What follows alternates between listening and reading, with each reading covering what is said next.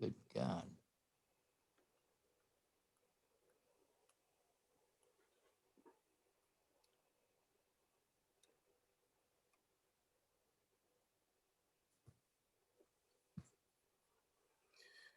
Greetings, everyone. Welcome, welcome, welcome. Yes, yes, yes. So What's up? go ahead, Brother Sage. What's up? What's up? We like to welcome everyone to our annual, and this is an annual um, celebration that we have instituted over the last many years of celebrating Malcolm X. Today is actually the day that Malcolm X was assassinated and was taken from us. But we have made a commitment during Black History Month on February 21st to not think and talk about Malcolm's death, but to speak about his life and the contribution that he gave to all of us. Like Dr. King, Malcolm never lived to see 40. But in that short period of time that he was with us, he left a tremendous amount for us to continue to build on and to hold close as we continue the work that he was engaged in. And that he had picked up that from others who came before him, and we're laying the path for those who will come after us. I will say, I'm not anticipating a super huge audience, so if you feel comfortable, certainly please turn on your video so that we all can see one another. We're anticipating this not as a lecture, not particularly as a panel, but as a discussion, as a conversation. Presuming that all of you are logged on here and joining us for this evening because you also have been touched by the life and spirit of Brother Malcolm X. And so we want to have your voices as part of this conversation that we're going to have. Before I get too far, I do want to just say that it's important, and I think certainly Malcolm would agree with this, that we need to acknowledge that we're sitting here today on stolen land. This land was not ours initially, and it doesn't belong to us any more than it belonged to the oppressors who stole it from the original peoples. This was a home of the Miami, the Wea, the Plaquemine, the Shawnee, the Eel River, the Delaware, and the Potawatomi. And even though many were removed forcibly and violently, they still remain. The indigenous people who populated this part of our world remain with us. They're not gone, and we need to acknowledge and honor the contributions that they've made and continue to make, and we want and continue to feel their spirit guiding us as we move forward. So I just want to be really upfront for our land acknowledgement that we owe those first people everything that they've given, and that we need to honor that. So with that we're going to kind of start this off with just a conversation, and what we wanted to focus on this evening, because in years past, we've talked about Malcolm's life. We've talked about the last year of his life. We've talked about his relationship with the Nation of Islam, and we've talked about his forward-looking vision into the future. And had he lived the kind of world that we might have. And that's really what we want to talk about tonight. Among other things, we want to have a conversation and kind of do some exploring together. The world, or the state of the world as we are living it right now, is a radically different world than many of us even saw a year ago. Given the pandemic, given George Floyd, given the fraught election that's still reverberating in the political upheaval, that these are, as some would say, these are troubled times. So, what would Malcolm have to say about this period we're in today? That's really kind of part of how we want to channel his spirit through us and through the work that we're doing and the concerns and passions that we have. We want to bring Malcolm into that. as we confront the issues and problems and challenges that we're faced with. Let's lean on what Malcolm taught us while he was alive, and what his spirit continues to give to us as we move forward.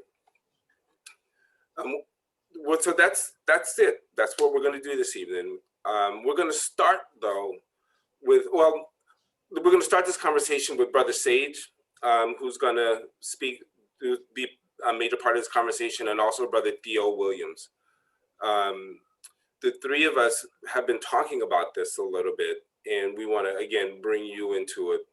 We're going to start with Brother Theo Williams, who's going to just kick off a spoken word piece that's super fresh. He said he finished it yesterday. Or maybe you said you finished it this morning, Theo, but it's something that can get us started. So you can kick that whenever you're ready. All right. First of all, it's my pleasure to be here. Thank you, Brother Darryl and Brother Sage, Brother George at the Civil Rights Heritage Center for inviting me to share a few words. And so I was talking to Brother Sage the other night, like exactly what am I supposed to be doing? You know, am I just chiming in? He's like, it'd be real great if you can come prepared with a couple of spoken word pieces. And I'm like, I just don't roll out of bed and have spoken word pieces. I need some advance notice. And so late last night around 2 this morning, you know, some stuff started coming to me. So later this afternoon, I was finally able to get to my laptop and put some words down to help us just spark some thoughts about Brother Malcolm. And so this piece is untitled, and it's just some things that came to me. And so hope y'all enjoy it.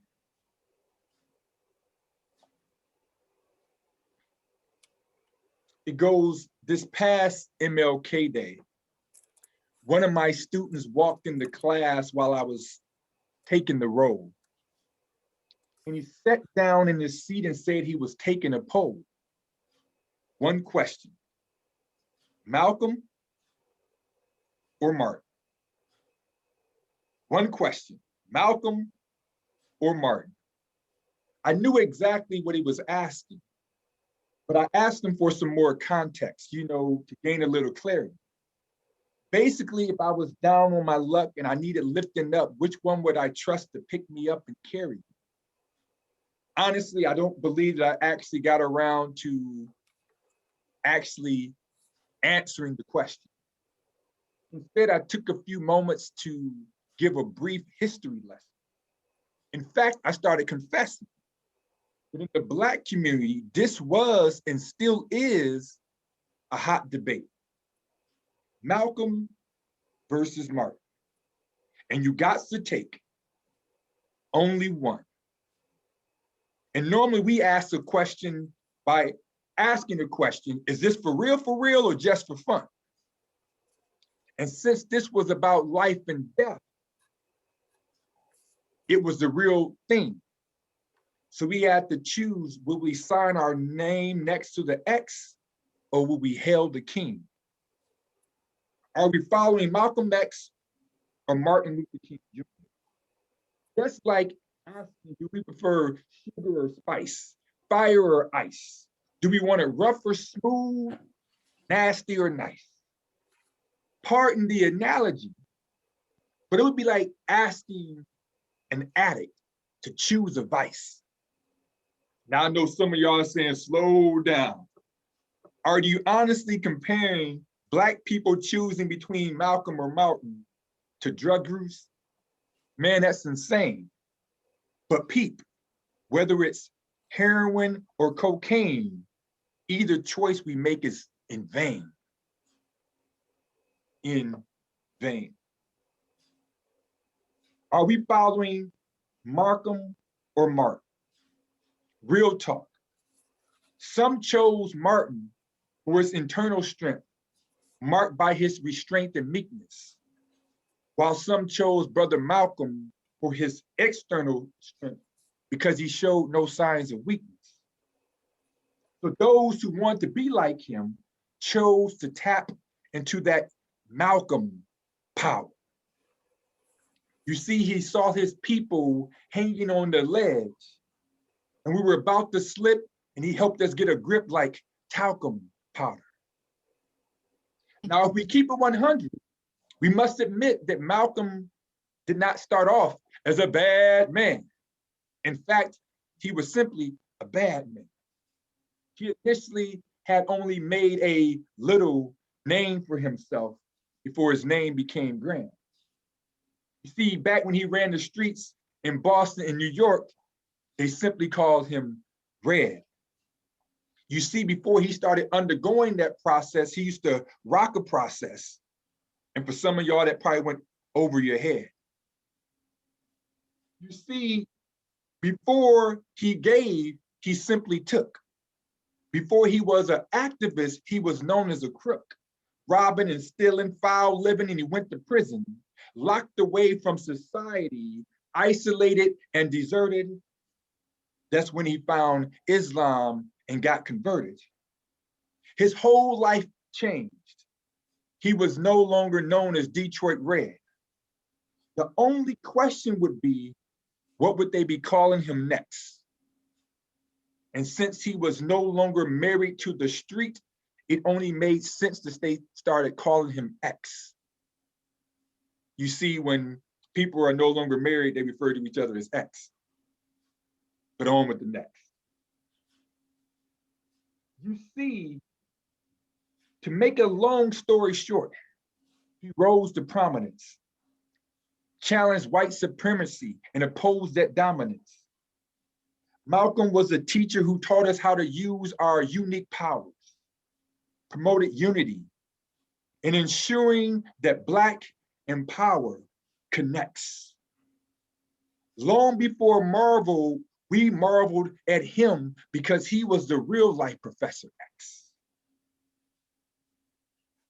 He took a stand, made a plan, strengthened the Black family and the bond between the Black man and woman, preached liberation by any means necessary whenever possible. He met force with force and was met with obstacles, weathered the storm, kept his form even in stormy weather. Then he made a bold statement about chickens coming home to roost and ruffled some feathers. This caused the rift, symbolized the shift, found himself an outcast, alone on a cliff. That's when he realized that when you speak the truth, you can literally or figuratively end up with cutthroats. But that's a story for another story. This right here is just the cliff notes. Brother Malcolm did so much during his short time on the planet. Too bad most of it gets lost in the shuffle, or many simply don't understand it. He traveled the country and the world and had an impact. He started a newspaper, spoke at prestigious institutions, co-wrote an autobiography. He founded the Organization of Afro-American Unity. He wrote some of the most iconic speeches. Still to this day, we all quote "by any means necessary," as well as, "is it the ballot or the bullet?" He committed to his God, to his family, to his people. And these are just a few things that he accomplished. And the fact that so many of our youth today don't know these facts is simply terrible. You see, this is not algebra. So X should not be an unknown variable. Simply put, he devoted his life to exposing Black people to hidden truths, digging for information, uncovering plots, helping Black people discover that there was something priceless and of immense value within us all. He wanted Blacks to find the power that was within. So then we could all begin to flex. So it's not by coincidence that on every pirate map, the hidden treasure is always designated by an X. So back to the poll. Is it Malcolm or Martin? Martin, or Malcolm? Why must we choose sides? If you ask me, they're the same coin, just with two sides. So let's flip. Heads or tails? Which will you choose? Malcolm or Martin? Either way, we can't lose. Thank y'all. God bless. Thank So you. I wrote that piece, and it was inspired by a true story. On MLK Day, one of my students came into class, Black students, like, Professor Theo, I got a serious question. Malcolm or Martin? And I started laughing because my wife and I, we always talk about that, you know, if we were born back then, who would we be rolling with? And that was a real debate in the Black community because they both had similar ends in mind, but they had different means by which to accomplish those ends. And I think one of the most unfortunate things in Black history is that those two individuals are often pitted against one another. And it's also unfortunate when Brother Darryl says, what would Malcolm be doing today? Well, I believe if both Malcolm and Martin were alive longer, I can't tell you exactly what they'd be doing, but I do believe they'd be doing it together. I think it was only a matter of time. And it's my firm belief that that's when things really got dangerous. When you see that type of power coming together, that's something that was not good for a lot of people. And that's when they both got snuffed out. And so I think it's important that we know those things. And if you catch it in the spoken word piece, when I dropped that Professor X reference, a lot of people don't know this, but in the Marvel comics, Stan Lee, the great Stan Lee, who wrote some great comics, and you got superheroes like Wolverine, you got the Avengers and Captain America and all those good stuff, but two of the most iconic Marvel heroes and villains, or they're really a hero and an anti-hero, are Professor Xavier, who we call Professor X, and Magneto. And a little known history is that Stan Lee actually based those two characters off of Dr. King and Malcolm X. So those two characters are actually based upon those two individuals. So Malcolm X represents Magneto. His thing was power to the mutants, even if the mutants have to be separated. So they had their own island. And we won't mess with you, but just don't mess with us. And if you mess with us, it's on. Whereas Dr. King, his thing was mutants and humans are all working together. So that's what Professor Xavier was. So that was the Dr. King philosophy. So I thought that was cool that those two real life brothers will be forever immortalized in those two iconic characters. But I think it's also unfortunate that people didn't know the nuance of those two individuals, especially Brother Malcolm. He was always typed as violent. We misquote and take out of context to by any means necessary and things of that nature. But I think we need to do our part to let his legacy live and to educate on the fullness and the wholeness of the things that he taught and brought to our country. Thank you. Thank you, Theo. Brother Sage, you got a piece you want to share with us? Well, I think, first of all, it's wonderful being here tonight. I'd like to thank you and George, Brother Theo, Linda, Robert, Ramona. I'd like to thank all of you for being a part of this wonderful discussion. Malcolm is truly one of the people that I love to talk about the best, because during that period of time when Malcolm left us, you know, I had been in touch with him, or let me phrase that around. We had been in touch with him. We tried to get him to come to my alma mater, which was an HBCU school that I graduated from. And he couldn't in the fall. He couldn't in the fall of '64 because he had been traveling. And schools like Harvard, Princeton, Yale paid him top dollars so that he could come and speak to their aggregation or to their students. And the soonest we could get him was May weekend. Unfortunately, he was killed February before that May. So I had the good pleasure, or we had the good pleasure of talking with him by telephone. And he informed us that, he was on his way out of here. If Malcolm were alive today, I think the world would be a better place because he and Kwame Nkrumah, who was the prime minister of Ghana, had started the OAU, the Organization of African Unity, and he was in the process of packing his bags, getting out of here. He wasn't quite as much a threat to the Nation of Islam because they focused on America.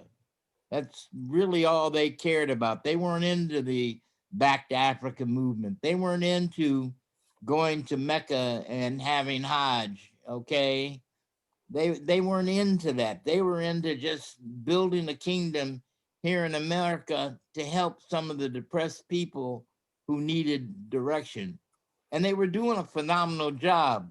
No, of course, thanks to Malcolm, because Malcolm was responsible for the Nation of Islam going from roughly 10,000 people to what, 250,000 people during the period of time that he helped bring recognition to the fact that they were about taking care of business, not to mention the fact that they had bean pies and a wonderful newspaper said Muhammad speaks. I mean, there was just so much positive happening before the split between Malcolm and the Nation of Islam. But Malcolm was on his way out of here. And on his way out of here, he would have done things, I think, truly, which would have made people appreciate each other more because what he and Nkrumah established still exists today on the continent of Africa. However, Nkrumah, he's gone. Many of the people that they were working with by organizing the world and recognizing that true blue-eyed blondes were true brothers under the religion of Islam, which is what he was not taught when he was with the Nation of Islam. So he had a chance to see that. I think if he and Martin could have worked together, America would be a different place. I think if he could have stayed a little longer and gone to Africa and build it up the way we need to be built up, because so few of us think in terms of Africa, we're content with just America, but we have to recognize that we have a great calling that's worldwide and not just limited to only America.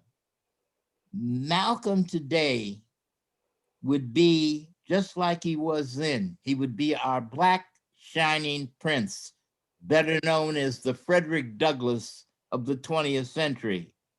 Martin seems to have that title, and Martin was a great person. There were a lot of great people, but some of the things that Malcolm did then, like having youngsters come to his house on Saturday afternoon to really find out who they were, put things in the proper categories and in the proper context for being able to work on leadership development. Leadership development through Malcolm was truly unique. And all the people that we were able to interact with that experienced that shared the love that the brother dropped when he was able to do that. The last few months of his life were quite chaotic, and it was sad.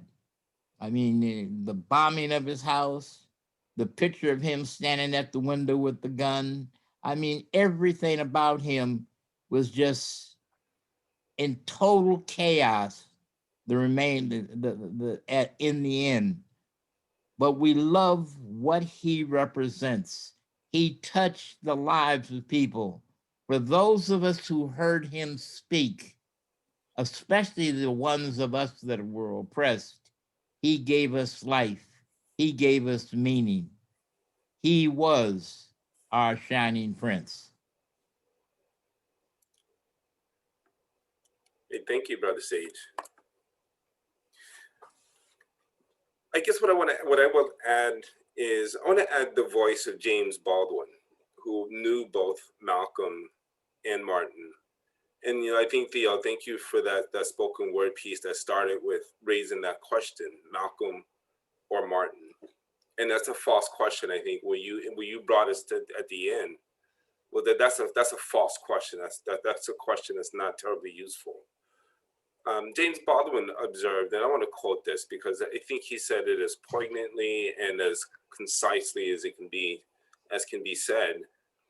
He wrote in his last unpublished manuscript that wasn't completed until he died, I Am Not Your Negro. Baldwin observed, as concerns Malcolm and Martin, I watched two men coming from unimaginably different backgrounds, whose positions originally were poles apart, driven closer and closer together. By the time each died, their positions had become virtually the same position. It can be said, indeed, that Martin picked up Malcolm's burden, articulated the vision which Malcolm had begun to see and for which he paid with his life, and that Malcolm was one of the people Martin saw on the mountaintop. I don't think that can be said any clearer or better. That in that last year, Malcolm, of their life, and again, both assassinated before their 40th birthday, both had come to a place of understanding that it wasn't about reforming little aspects of society. It wasn't about Black separatism, Black people separating from white people. And it wasn't about just trying to convince people, particularly white people, to stand on the side of justice and equality and inclusion and equity, but that society itself had to be transformed. And both were revolutionaries in that regard, with the meaning of revolutionary, meaning we're challenging the structures of society at its most fundamental level. And I would venture to say that, as Brother Sage and Brother Williams both articulated, that had Malcolm been around today, had Martin been around with him, I think they would have been working together because their positions had converged to the same understanding. And let me rephrase that. I wouldn't say, and this is the beauty of who each of them are, it wasn't the same understanding, but it was compatible understandings that we're working this together, and we're going to come at it from slightly different perspectives, but we're fighting the same battle. Because one of the things that is almost certain where they weren't going to come together is I don't think Malcolm ever would have given up his right to self-defense. Malcolm never, I don't think, was willing, at least as far as we could tell, was willing to say, I won't hit you back if you hit me first. That by any means necessary, and that right of self-defense was a cornerstone of Malcolm's belief. Just as a cornerstone of Martin's belief was nonviolence, and that one should turn the other cheek, and that one should bring the other, the opposite, those who are opposing around by love. And I don't think Malcolm was opposed to love, but I think Malcolm was very much about agency and about we have to make this happen. And we have to bring in the people that are on our side and willing to carry on that fight with us. And that those who aren't or won't, then they just need to get out of the way. I can well imagine the lack of surprise that either Malcolm or Martin would have had. But Malcolm, I don't think he would have been surprised by this last election. I think he would have seen that coming and would have been resisting and fighting against it. And of course, these are all counterfactuals because Malcolm isn't with us. And if he had been with us, I think the world would have been different. So we can't say that. But what we can say, if he just kind of came back last fall and saw the tumultuous upheaval that was happening in society around racial violence and the nakedness of its display, the fake news and the alternative facts that were being presented to people, I think he would not have been surprised, but I think he would have come to a point where he would have exhorted us that we have to redouble our efforts and that we have to build the kinds of institutions that are going to create alternatives to all of that. And I think Malcolm would have been part of building that institution with him, and they would have sat in different sides of that institution, but within this, under the same roof. And they would have invited all of us to be part of that institution and to join in that struggle with them. Malcolm perceived the Organization of African American Unity as clear as it could be articulated in his last couple of months, where he was really shaping the vision for that as a tent that could include all people who were committed to change. And not just Black people, but Black people, white people, all people who were willing to stand on the side of justice. And Martin had always had that position. And so in one sense, Martin was extending what Malcolm was had presented. And so we have to remember that Martin lived 3 years beyond Malcolm. Malcolm was assassinated in 1965 and Martin in 1968. Malcolm in February and Martin in April. So those were critical 3 years for Martin, I think, to actually grow over a more extended period of time to realize that the fundamental transformation was necessary, in a period that Malcolm was forced to make transformations over the course of roughly 11 months, from the time he left the Nation of Islam till the time he was assassinated. But they were steamrolling together. And again, I think that invitation would have included a welcome to all of us. And I think that's the charge we have to continue to build in the work that we do, to build those relationships with one another, but always steadfast on the side of transformation and transforming the structures of the society that's oppressing not just me or you or this group of people, but that's oppressing all of us. And so that's where I would leave it, and that's kind of where I would see that the vision that Malcolm had operating today. Can I what other points? Yes, sir. Yes, sir. The difference between Martin and Malcolm go back to their childhood. Martin was properly nourished by his father, who was a pastor also. He was brought up with a mother, a father, a loving home, and he had an excellent relationship with his parents and his family situation. Malcolm, on the other hand, at 4 years of age, saw the brutal death of his father, because his father at that time worked with the UNIA, the United Negro Improvement Association, or the Marcus Garvey movement. After his death, his mother, who was a brilliant person, who came from the islands, who also had a very tumultuous childhood because she was raped by her master in the islands and really came to America to escape all that, and locked up with Malcolm's dad, Earl Little, who was brutally killed. When the mother could no longer provide for him and his brothers and sisters the kind of familiar life that they needed to have, he had no role modeling. He had no people to really relate to help him in making a decision on what was best. I mean, they even proudly talk about, or ashamedly talk about, how in 6th or 7th grade, when he told his teacher he wanted to be a lawyer, they said, well, that's much too lofty for you. You have to be what, a cook or some menial job. So he was bound and determined to end up becoming a big red type when his mother was institutionalized and he was forced to go live with his older sister in Boston and his other family in New York. The path on not being nurtured which is what we can draw from that particular experience in working with youngsters today, is we have to help them recognize that life is about going through changes. Malcolm went through a myriad of changes before he found peace with who he was.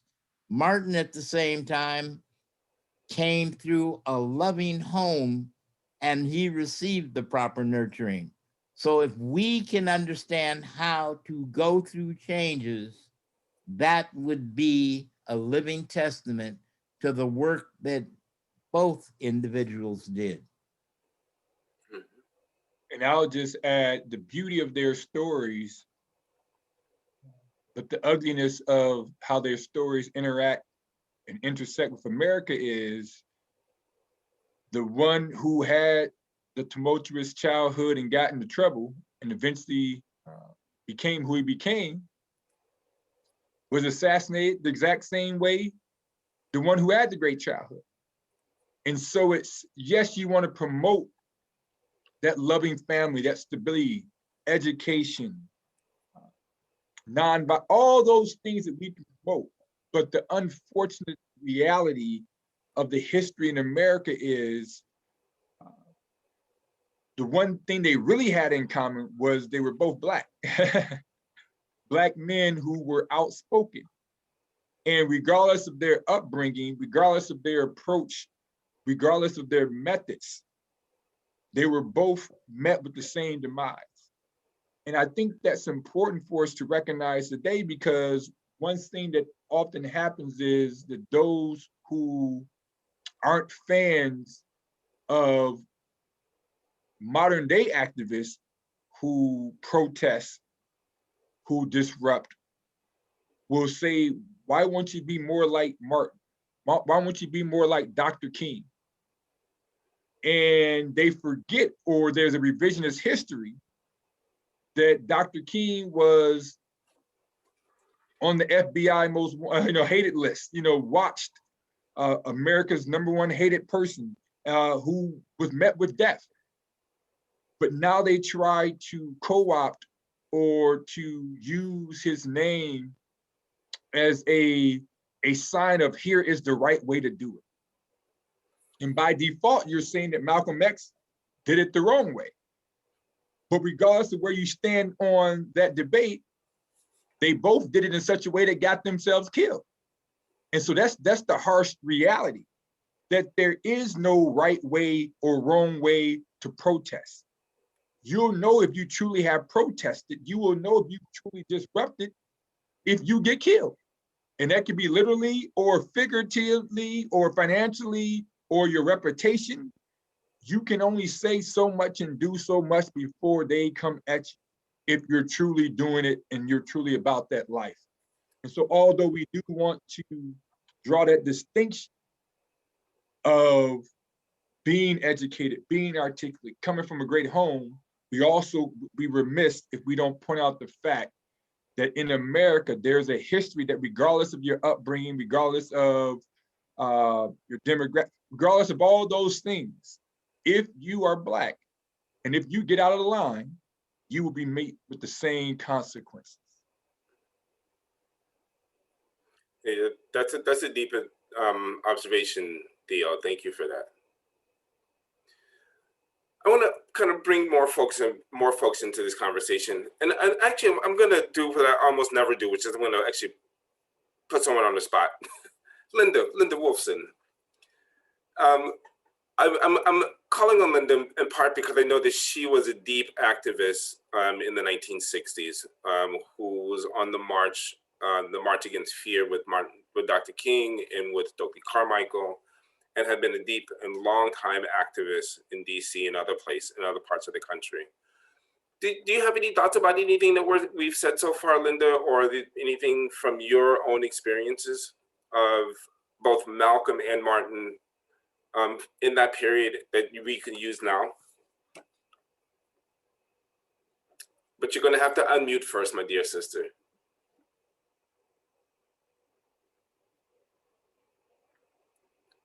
You're going to have to, Linda, you're still muted.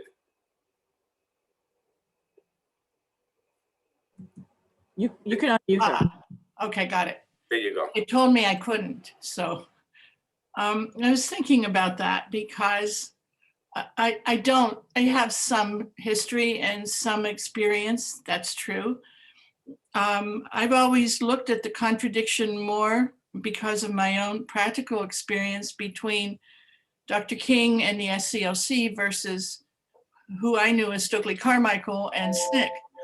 And this was during, people talk about coming of age years. Well, this was during my coming of political age years, when I had an opportunity to learn a lot that I had never had any exposure to before. And all I know is that Malcolm X was part of that coming to political age.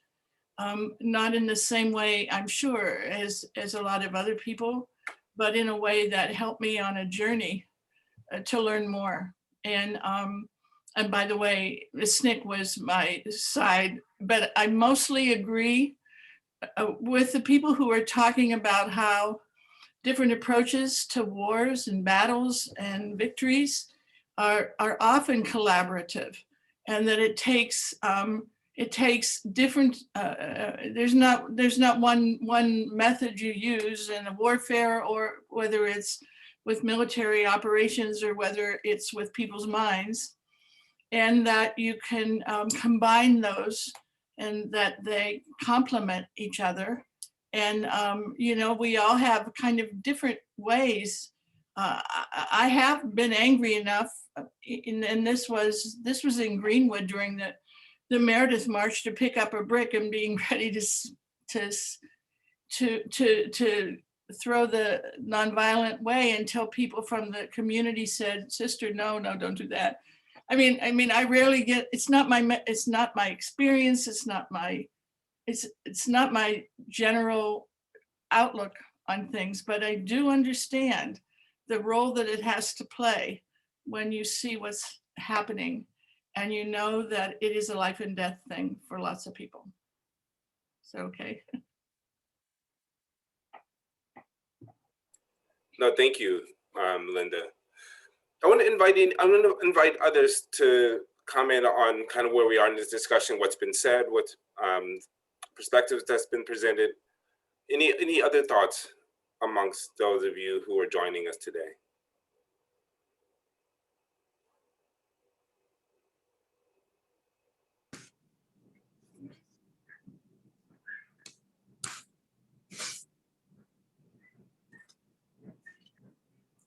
Peace to everyone. I wanted to share some thoughts.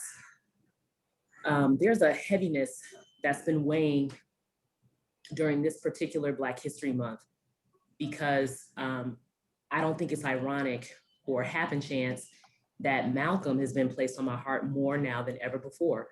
And I realized over the years that I had not learned much about Brother Malcolm because I had studied so much about Brother Martin. And this has been the year of Malcolm for me. And I recently watched a documentary about Brother Malcolm, and there is someone who has really invested their lives into the kind of quote unquote mystery of his death, and all of the unanswered questions behind his death. And that interested me. And in the midst of watching this documentary, I watched as his wife was interviewed after Malcolm's shooting. And forgive me, I have a very rambunctious 5-year-old. Okay. But yes, Betty Shabazz looked at the camera as newscaster after newscaster thrusted a microphone in front of her face. And her whole demeanor, her entire being was pure grief, pure grief. And I grieved with that woman. I am married with a child. And I think that's the discussion I want to have about Malcolm. He was married with children. And I am now about to be 39 years old. I've lived more life than Brother Malcolm and Brother Martin. And I cannot imagine what it would feel like for my spouse and my child to have to grieve my death during a time in our country that Brother Malcolm and Brother Martin were taken. And I say all that to say the conversation that I'd love to have more of is one of family, And what does it mean to be a father and a husband during a time where the world is in turmoil and there aren't enough answers for your children? How do you shape those conversations? What do you say to your child when you leave and you're going to speak to thousands of people about why your race matters enough to be valued and to be treated like a human being? What were the conversations like with his daughters? What were the conversations like between Betty Shabazz and her daughters after Malcolm's death? That's really where I am lately, just thinking about family and how to have these conversations with our children. As you hear mine, she's ready for the world back there, you all. And those of you who have met her would probably agree. She's 5. I love her so much, and she's so tenacious and so energetic, and she understands more than I can possibly comprehend that she understands, and I think most of our children do. And I would love to have that conversation. What are our conversations with children like nowadays when it comes to justice, race, equality, and family? I would love to hear that inside story. What was Malcolm like as a father? What would his wife say? You know, I know she did not shy away from the public view after her husband's death, but she was also very reserved in what she gave and what she didn't give. And I just would love to hear more from Betty Shabazz and her daughters, and how the what happened after. I just am really still in a place of sorting out the grief behind Malcolm's death, the unanswered questions, but most of all, what happened next with his family? What are the girls' stories and what came after? And what were those conversations like before he was taken from us within his household? And just wondering if anyone has that perspective or has heard or read or gotten anything from that end. Okay, thank you. Does anybody want to speak to that or just touch on that? Any thoughts? Well, the first thing I'd like to say is that a few years ago, Dr. Heller brought one of Malcolm's daughters to South Bend to speak at IUSB. And she, at the end of her speech, you know, we were all invited by Dr. Heller to go to a cafe, a local cafe, to have a meal. And she wasn't bitter, but she never really knew her father. Okay? As a matter of fact, the oldest one, Ayatollah, she knew her father a little bit. Well, what was she, Darryl? Maybe 4 or 5 years old, same age as Ramona's daughter? Yeah, Yasa was 4, I think. 4. And the one that came here never had any kind of tie with him. I think she wasn't born when she was in her mother's stomach at the time.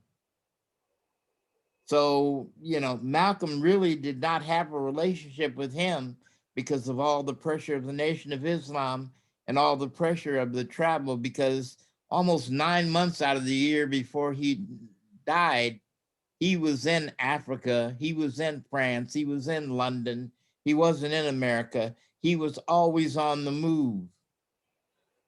So he didn't really spend a lot of time with his family. The greatest majority of his time was given to understanding humanity. So Malcolm didn't get a chance to do much family building, just like he didn't have much time with his family before his father's head was run over by the railroad track or on the train track. So it's interesting. Ayatollah, and then another point that needs to be brought up is one of his grandchildren from the children that didn't know him ended up accidentally killing Betty Shabazz later on in life, because both Betty's gone and Martin's wife is gone. All the pressure that was on them So it could not be much about a family and building a family because of the sign of the times and who they were. And briefly on who killed Malcolm, you know, it's gotten to the point where many of us don't care anymore because he's not here. Who killed him? Was it the Nation of Islam? Was it the federal government? We just know that when he made pilgrimage in Mecca, that he was poisoned. Okay. So they tried to kill him abroad so he couldn't come back to America, but he did come back to America.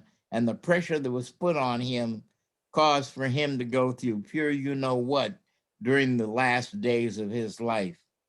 He couldn't really bond with his family because the good brother was scared.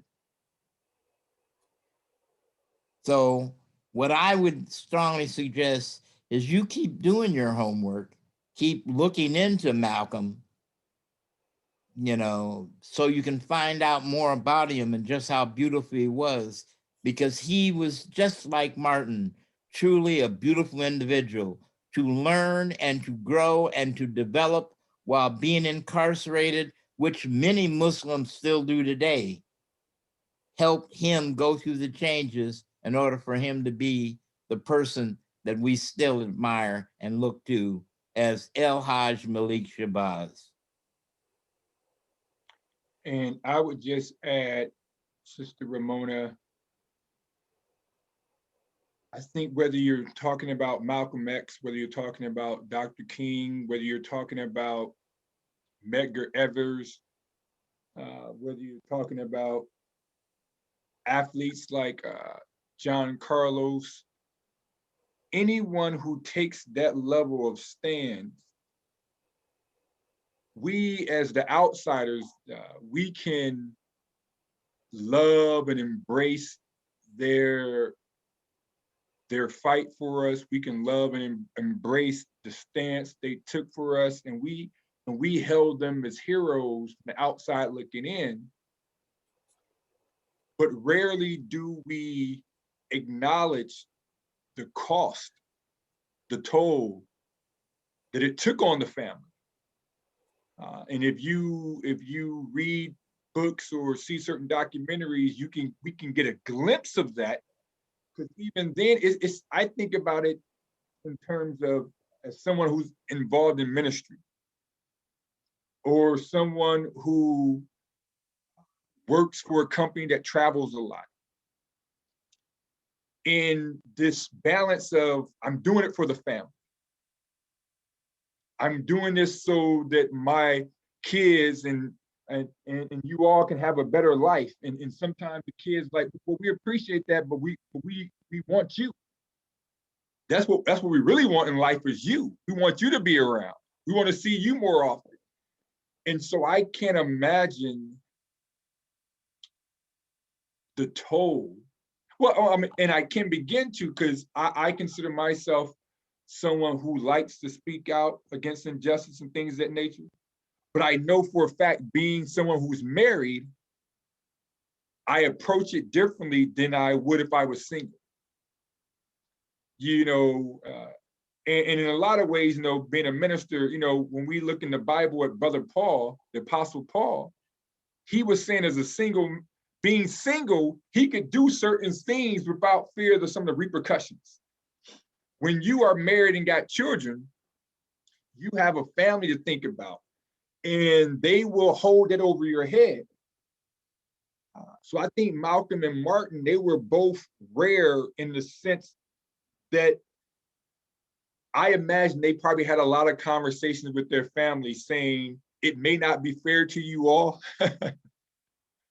but this is what we signed up for, or at least to the wives. To the children, it's probably a different conversation, but to the wives, you know, I was watching, just watching some of Malcolm X movie today, and as soon as him and Sister Betty were married, he was just saying, you know, it's gonna be rough. I'm gonna be on the road. I'm gonna be here and there. So that's par for the course. That sometimes you just know that the greatness on this person's life that in a real sense, they belong to you, but in another real sense, they belong to the world. And that's tough. And we need to give those wives, in this particular case, talking about Malcolm X, or whether you're talking about Martin Luther King, we need to give their wives the utmost respect and reverence because of the support system. Not only, I mean, they literally had to hold it down while they were gone. Even before they were gone for good, they were gone before they were gone. Always going to this march, always going to this rally, always speaking. And we can imagine the sacrifice. We only look at the sacrifice of the protagonist, of the hero, the martyr. We don't look at the collateral damage and the sacrifice of those around them. They're heroes also. You can't have a Malcolm X or a Martin King without those wives, without those children who freed them up and supported them to do that. Because I know some who'd have been like, not tonight, you're not going tonight. But my name was on the flyer. Not tonight. You have other brother. There has to be a other brother who like Malcolm, how many brothers you got in the Nation of Islam? He'd be like, I got these many brothers. Okay, well, you pick one of those other brothers to go do that thing. Because tonight you stand home. So we can't fathom that. And so I think what you've introduced is something that is worthwhile to examine. The cost, the toll that it takes on a family to be freed up. It's almost like you would almost have to choose not to get married or choose not to have children beforehand for fear of what that would mean to them later on. And so it's so admirable. And so we thank you, sister, for bringing that particular discourse to the forefront. And hopefully we can have more of those conversations that when we think about why isn't someone speaking up the same way they spoke up? Well, the cost. There's precedence now that because even in the Black community, this is no knock against none of our Black leaders, but they know that there's a line not to cross. They'll say a whole bunch of stuff. There's only a few of them, maybe Minister Louis Farrakhan, he'll cross that line, seems like. But for the most part, it's not many who will cross that line because they've counted the cost of what they would lose. And so who's willing to pay that price? That's the real question. Who's going to be willing to make those sacrifices? And that's a hard ask. That is a hard ask. See, I just started preaching. Now I got to take an offering. There we go. I got your offer right here, brother. Thank you. Thank you, Brother Sage, and thank you, Brother Theo Williams. I appreciate those responses. And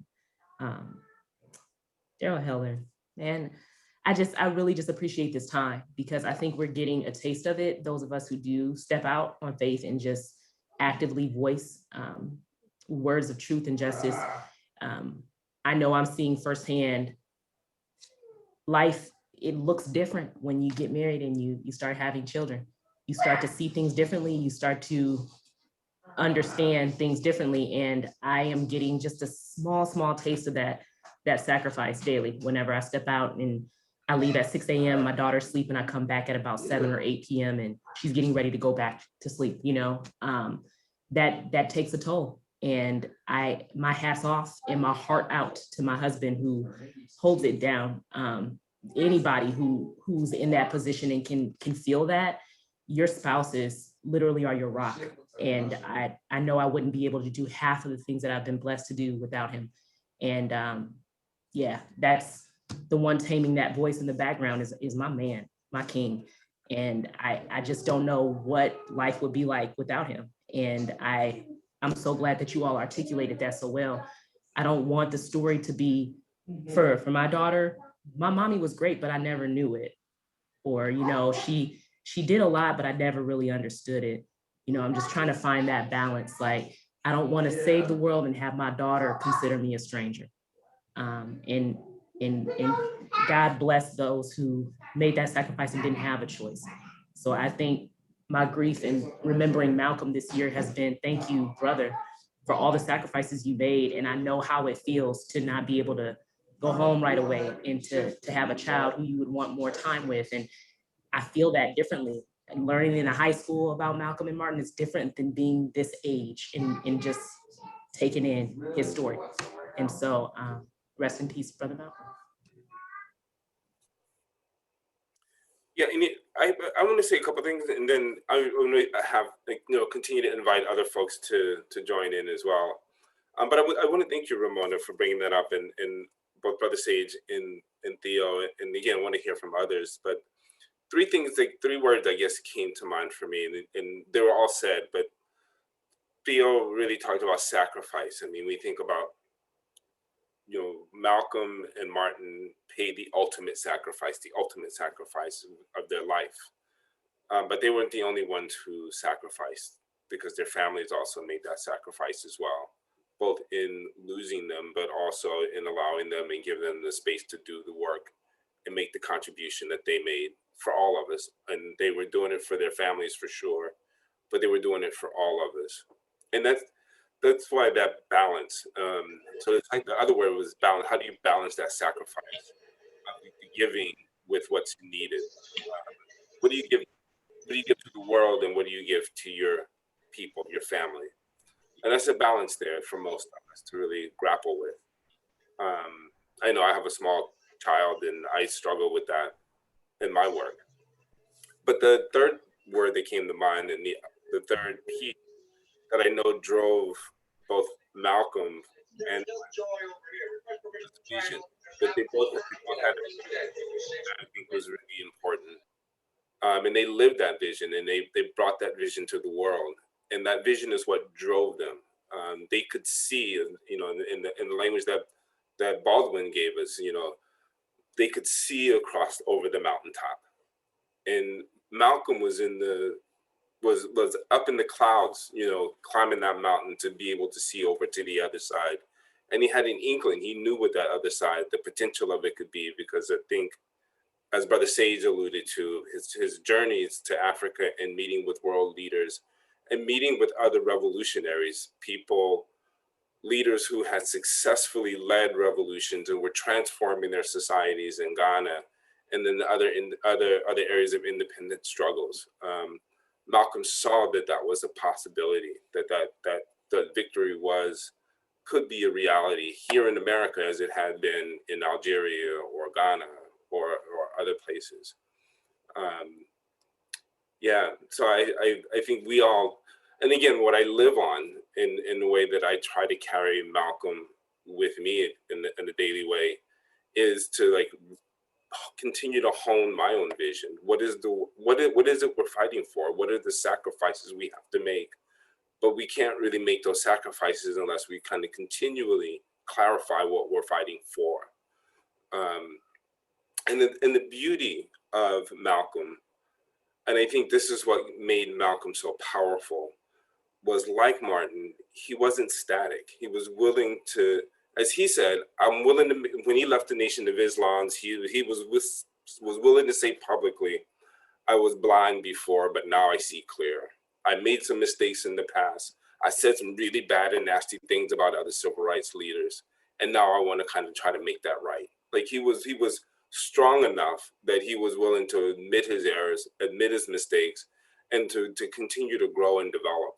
And I think that's one of the key challenges for us as well. I mean, again, for us, we who care about this work, who are carrying the mantle and the burden of Malcolm and Martin, that we can know that we have to be able to make those sacrifices when called upon, but also to admit when we made wrong turns, because we all do and will make wrong turns. But unless we are willing to own that, look at it, and correct it in some way, and get back on the path that's more in keeping with our values and with that vision, then if we continue to do that, I think we're living Malcolm's spirit. I think that's part of what it means to carry the gift that Malcolm gave us.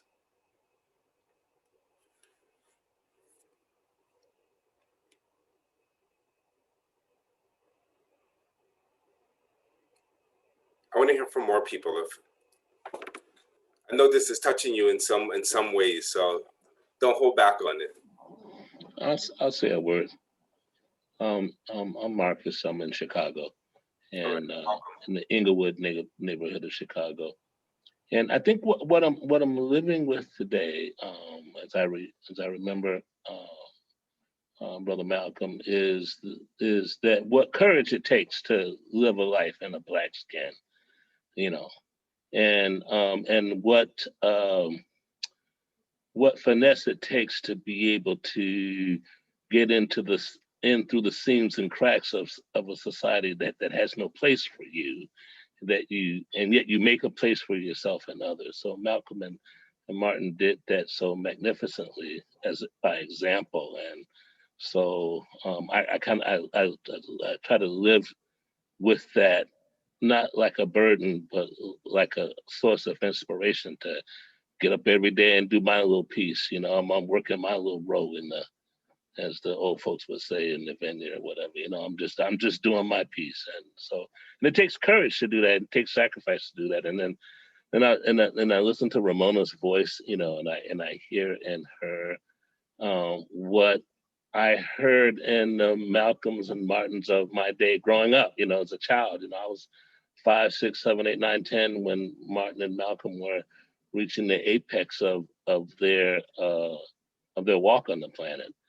And to hear their footsteps so clearly today, you know, after so many years pass, that their lives made a difference. And the thing that I'm using that for is a way of propelling myself to play the game, to make the sacrifice big enough so that it lives beyond the breath in my body, you know, that the footsteps, the march, the ferociousness of the intention, you know, by any means necessary, but with the biggest heart of all, I'll take whatever grief that comes with it in order for the thing that to truly happen.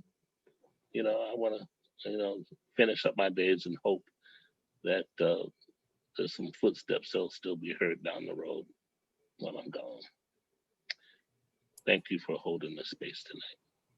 Right on. Thank you, Brother Marcus. You said a word that I added to my list, and that word you added, Brother Marcus, was courage.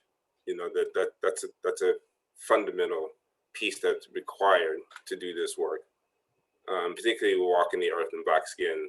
You know, in that day and age, and in this day and age.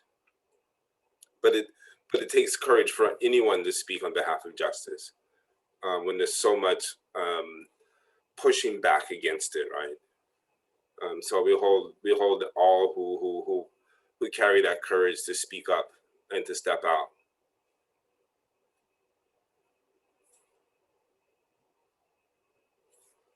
Does anyone else have thoughts they would like to share with us or contribute to this conversation?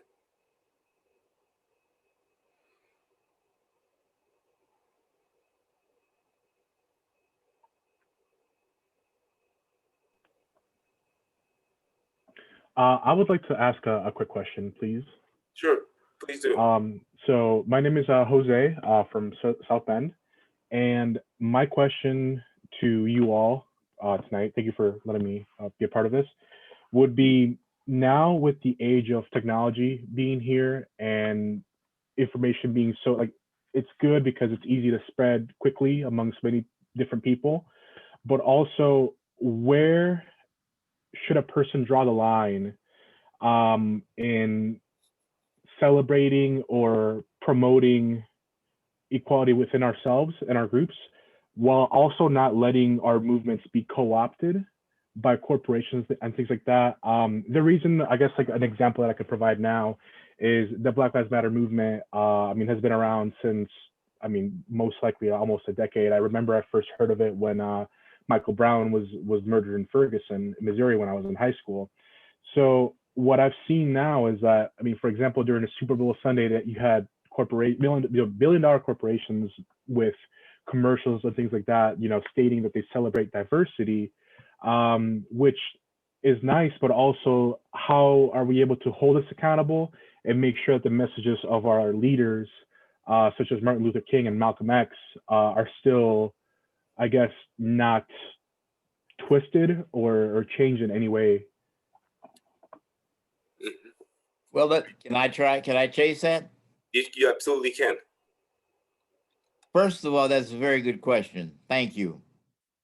You're a native of South Bend? Yep, that is correct. Okay. Have you been to the Civil Rights Heritage Center? I've not, no, unfortunately, no. One of the things we can do with technology is go to the Civil Rights Heritage Center and encourage other people to go to the Civil Rights Heritage Center because it's a wonderful museum. Dr. Heller and George Garner are doing one whale of a job. They're introducing South Bend to how life was like for Black and brown people, okay? They do programs on Native Americans. They do programs on people that are from the Latino community. They do programs for African Americans. What was life like for African Americans in South Bend in 1945? What was it like back in 1850 something when Mr. Washington, a Black man, cut hair for white people on Washington where the museum is located? So that's one thing we can do. Introduce them to two very wonderful people at the Civil Rights Heritage Center. Take a look at the pictures, the posters, their library, how they're introducing South Bend to this thing of bringing people from opposite cultures together, because it's truly amazing. That's one thing. The other thing I think we can do is have more conversations like this. Have people talk, whether it's with the Civil Rights Heritage Center or different networks that they create or different institutions. We have to talk more. I enjoy the world out of the Wolfsons. They're a delightful couple, and they're one of the few couples that are older than I am. Okay? But the important thing is we need to learn how to talk with each other. I look forward to getting to know you.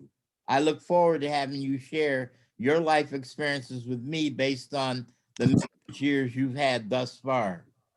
Okay? So I think there are a lot of things that we can do, and I look forward to us being able to do those things together. That's how we make technology work for us. One thing I'll add is in studying a lot with communication. That's what my background is in. My doctorate is in communication. And I remember studying the Critical School, which was a group of primarily German and philosophers, sociologists, economists. They were looking at oppression from a holistic standpoint. And one of the names that has such a bad rap, especially in our Western hemisphere, Karl Marx, and Marxism. And one thing he was talking about from a communication standpoint was that in any capitalist society where oppression is almost a necessity in order to maintain that that hierarchical society, you're going to normally have like an oppressed working class, the masses. He said key to that is the messaging. Because from a numerical standpoint, even thinking back to the average slave plantation, the number of slaves compared to the number of masters. And we would say to ourselves, why wouldn't the slaves just overthrow? They had the numbers. Well, part of is the messaging. The messages that get sent out there that are designed to keep you docile, designed to keep you oppressed, designed to keep you in your place. And whenever you have any messaging that does the opposite, you either have two choices. If you are the one in power, you either squash the messaging or you co-opt it. You use it to your benefit. And so it used to be easier to quash it before you had the technology. If the messaging was word of mouth during a protest with the picket signs, you bring in the cops and beat up those individuals, the message gets kind of stopped. And you owned all the television stations, so you can dictate what goes out over the airwaves. But with the advent of social media, cell phones, now everyone is their own personalized network. It's harder to stop the messaging from going out. So if you have power and wealth, instead of saying, oh, well, we can't beat them, what's the age-old adage? Join them.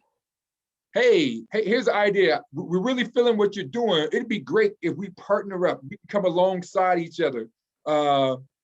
We can put forth the money and the advertising, but you're still the messengers. This is still your thing. We just want to come alongside you, and we just have one or two suggestions.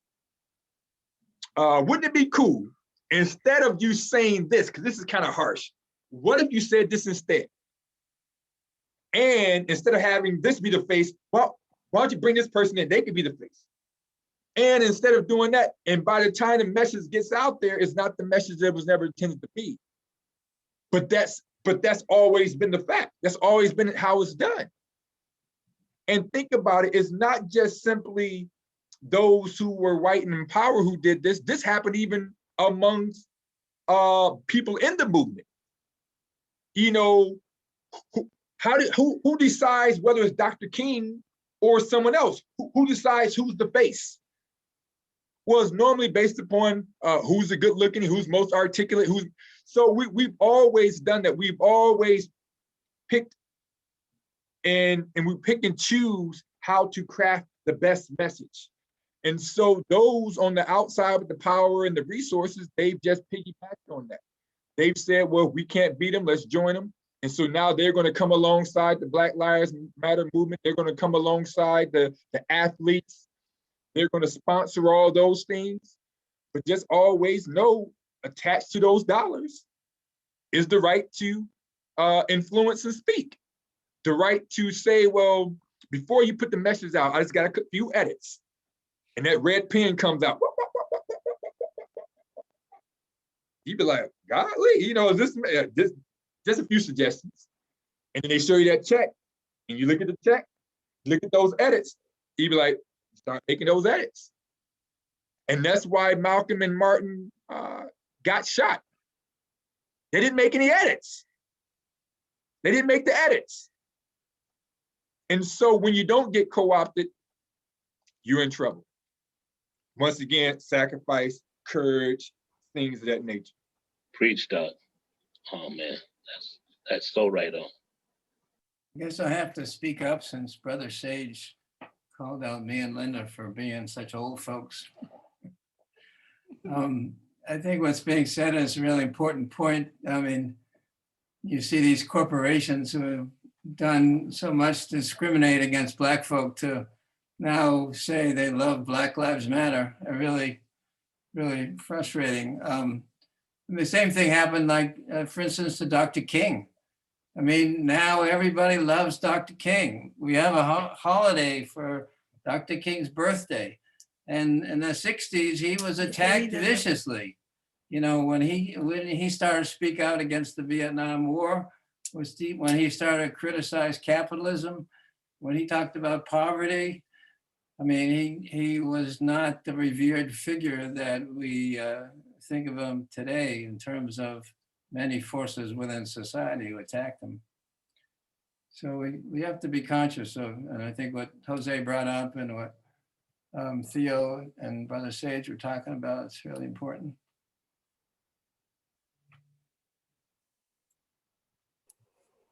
Hey, thank you, Marty. Thank you all so much as well. Thank you. Yeah. No, go ahead, please. Want to leave a philosophy with you, a philosophy I operate by, but I think it only fair for all of you to know that it's X-rated, all right? Otherness you grow, sameness you drown in your own shit. Technology is important.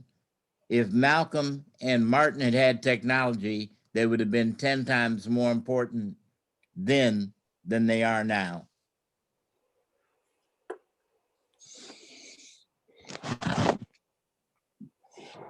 Hello, everyone. Yes, please. I was going to call it. I was going to ask you to add your voice, Cedric. Go for it. Yeah. Once again, I want to thank you. I want to thank Ramona for the invitation on this Zoom. Dr. Heller, we worked together in the past. We came in and talked to the youth at the Martin Luther King Center. Mr. Gardner, I've been to the Heritage Center, picked up some books, and learned a little bit about South Bend. I want to say that I'm thrilled about this meeting tonight because Malcolm X was introduced to me. I'm from Queens, New York, and I was in high school. No, I was in junior high, and there was a teacher by the name of Mr. Johnson who was my art teacher, and he was from Harlem, and he used to talk to me about the Harlem Renaissance and everything like that. Malcolm X was introduced to me. He told me to read the book, the autobiography of Malcolm X, and I was fascinated. That was the first book that I've read from start to finish, and I couldn't put down because the story was so intriguing. When I talk to students, and I'm not the most knowledgeable person, I just felt that Martin Luther King was a young Black male that had two parents and had the good home, the good education, and he knew where he wanted to go. Father was a pastor, so I'm gonna become a pastor, so on and so forth. Malcolm X was someone like us. We had the parents at the beginning. The foundation was there. But then a hiccup occurred, like I like to say to the kids, a hiccup occurred. Daddy was killed because of the situation that was going on at the time. He got murdered. Mom became a single parent and lost her mind due to the circumstances that led to Daddy's death, the provider. Malcolm X goes from home to home, moving. That's some of our youth. They moving around to find themselves. He goes to the East Coast. No, actually, when he was in Lansing and being in school, and the teachers telling him that he's doing well in school, but yet teachers are telling him that, you're a Negro is not supposed to be this talented and so on and so forth. You're dumb or whatever. These things that is going on right now. Then he moves to Harlem and Boston and learn these vices. Okay, and it's going on right now. Our youth are being told they can't do this, can't do that. So then he listened to the drug dealers and these guys that's telling him all these lies about them because I don't have those foundations. So Malcolm goes and starts stealing and dealing and prostitute, doing whatever he's doing. But then Malcolm gets incarcerated like some of our guys, our Black males are today. But what's different with Malcolm was when he was incarcerated, he saw the light. There was somebody that brought him to the light, that introduced him, to read, that intrigued him. Then he got into the Nation of Islam and got to meet Elijah Muhammad. And then, that to me, that was intriguing. He got to meet someone that changed him, let him know that you are somebody, that educated him. But then, later on, like they say, you can go to church and this guy gives you this message, but this person, it's not going to be always righteous. And later on, he finds out Elijah Muhammad had some vices, But I just think along the way, Malcolm, when he was saying the things he said, he just, God or Allah, whomever you serve, teaches you that, hey, man, that you have to change. I think what Malcolm was all about change and evolution along the years. You believe one thing and you educate yourself, you meet new people and you realize, nah, this ain't it. And that's what's so fascinating about it. And then Ramona was talking about leaving a legacy. I was watching a documentary by Nina Simone and Baldwin. Those people were the younger kids' aunties. I think Aunt Nina Simone said Malcolm and Martin, they will all meet up, and they would meet up in places and their kids will be there. There's always constant moving in the house. But when you have great elites like that, I know the daughters, like if I was to go, I know if I did great things in the community, you guys are still alive. You guys were able to tell my son and my daughters what dad did, what the great things he did, and that's what's lost when fathers or mothers are removed because of their wrongdoing or whatever, or something happens. We don't have people to step in and say the good things. It's always the negative things. So I just believe that Malcolm was was real to me. He was somebody that lived early. He died early, but he lived early. And some of the things that we need to, I think it's a great blueprint for me, because it realized like that, you lost all these things, but then you came to the light and somebody came to you and saved you and give you all this, and you don't need to do all that. And look at Malcolm becomes well-versed, a great leader, and so on and so forth. But yeah, I'm intrigued by Malcolm, and I'm intrigued by you, Mr. Heller, and Mr. Sage. I haven't met you before, and Theo, I've known you, but this is what it's all about. If we can educate our people about what the past and the present, who are we? Who are we? And we know who Malcolm was and how he became the man he is. And sorry, FBI or whomever killed him. And that's what's happened. They're killing us off. They're killing us off because of how woke we become or how knowledgeable we become. And yeah, that's it. That's my ramble. But yeah, I love Malcolm. Brother, that was powerful, man. Thank you so much for that, for bringing that to us, man. Yep.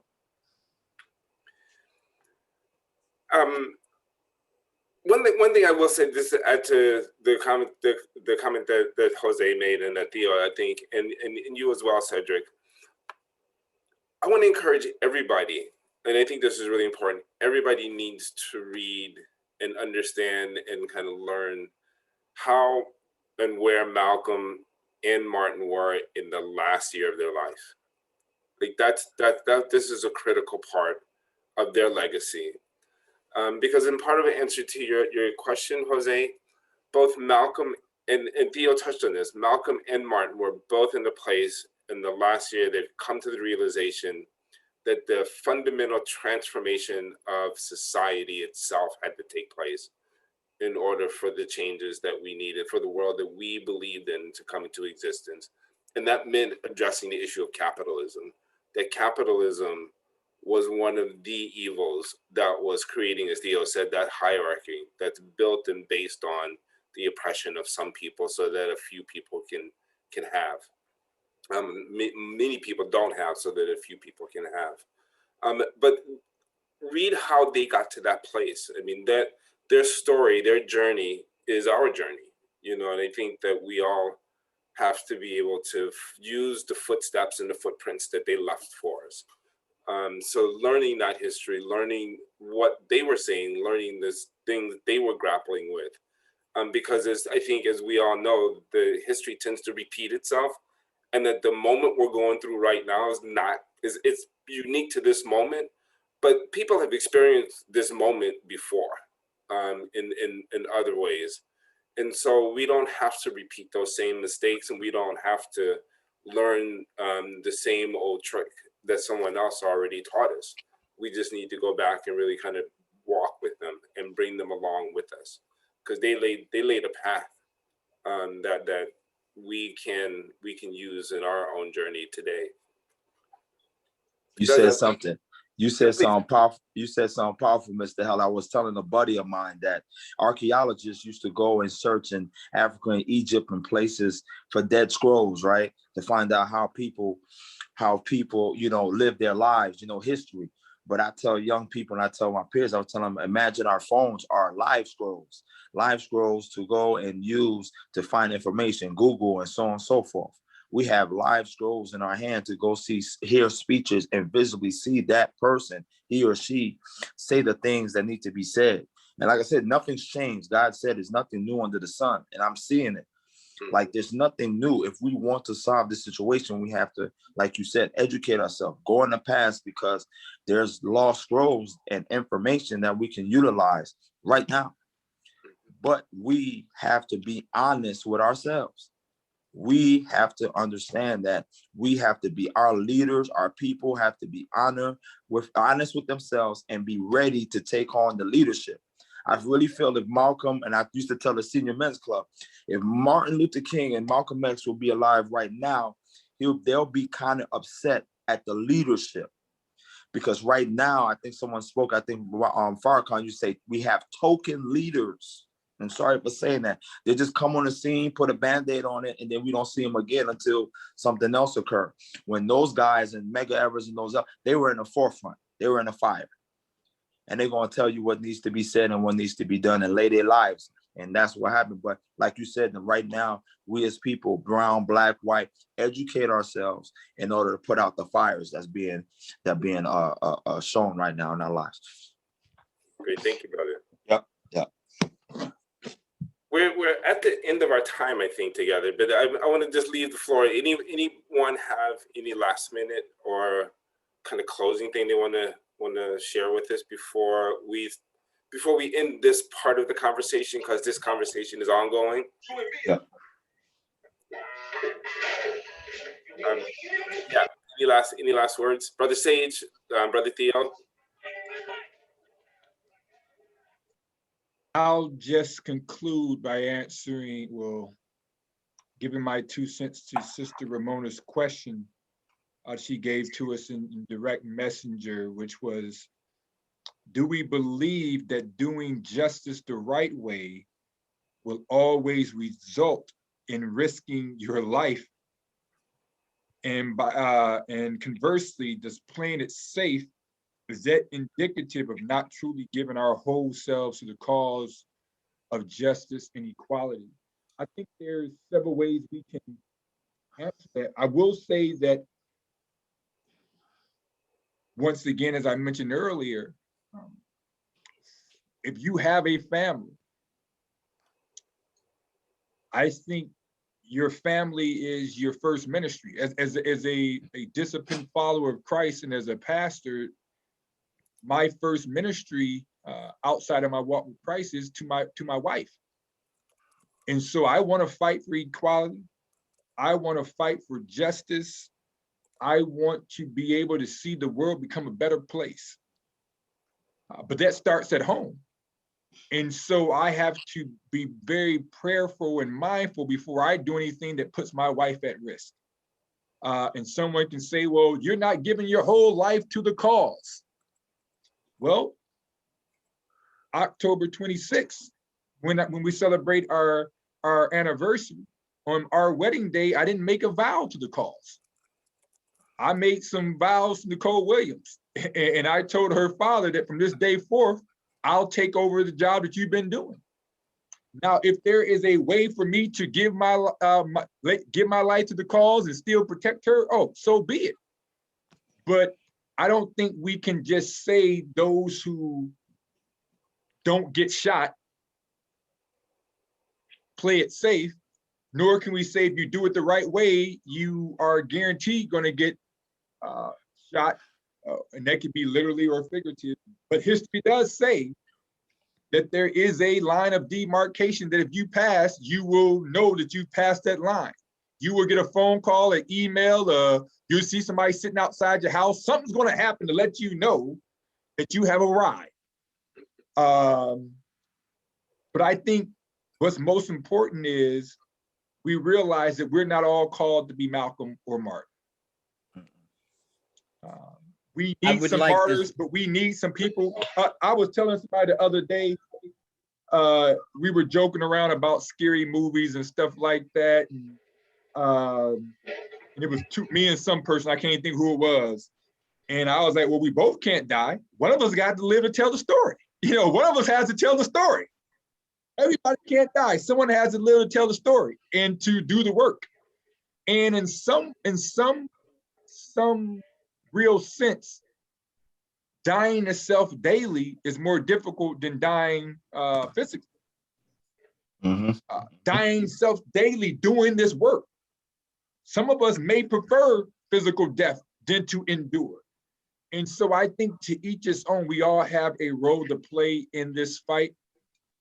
And I think what's most important is you figure out what that role is.